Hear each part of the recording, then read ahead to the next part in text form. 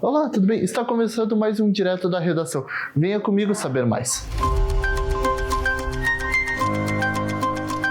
Ainda sobre o assunto vacinação, confira agora novas atualizações. Ainda com números abaixo do esperado, a Secretaria Estadual da Saúde, em estratégia junto aos municípios, disponibiliza a vacina contra a gripe para toda a população a partir de segunda-feira, dia 19. Quem ainda não se vacinou pode encontrar os imunizantes nas unidades básicas de saúde, portando carteira de identidade e carteira de vacinação, com horários de vacina das 8 às 4 horas da tarde, com exceção dos postos do Cinquentenário, Cruzeiro, Desvio Risso, Eldorado, Reolon e Vila IP, que atende até às 7 horas da noite. Sabe quem comemora 3 anos este domingo? A Feira Maesa Cultural. Vem que eu te conto mais. A edição deste domingo é de comemoração aos 3 anos da Feira Maesa Cultural. No domingo, a previsão é de chuva, mas é esperado mais de 3 mil visitantes. Mais de 200 expositores vão dar o tom da feira. Também tem artesanatas, economia solidária, ações sociais, espaço kids para as crianças, espaço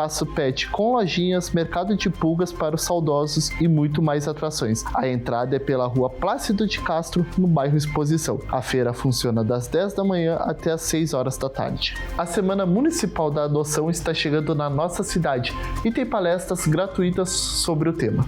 Na segunda, dia 19, no plenário da Câmara de Vereadores, a palestra Ações que Transformam Vida abre o primeiro dia. Uma apresentação de instituições que cuidam de crianças e adolescentes inicia às 19 horas, com previsão de término às 10 horas da noite. E no dia seguinte, dia 20, no mesmo horário, tem depoimentos de famílias adotivas. Vão ser 2 dias de muita emoção, em que o amor pode ser, sim, apresentado de diversas formas.